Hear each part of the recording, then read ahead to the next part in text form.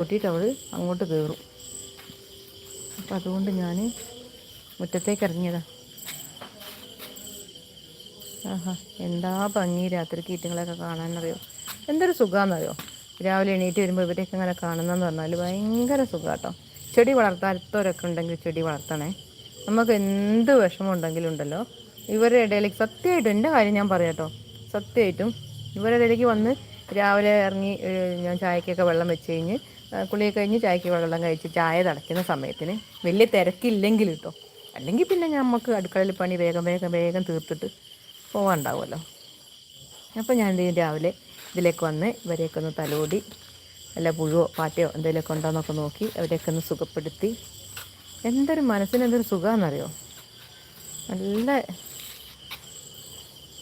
അതുകൊണ്ടെന്താ പറയുക, എൻ്റെ ചെടിയൊക്കെ നല്ല നല്ല സുന്ദരി മണികളായിട്ടാണ് വളർന്നവർക്ക് ഒരു വിഷമം തട്ടിക്കല്ല ഞാൻ.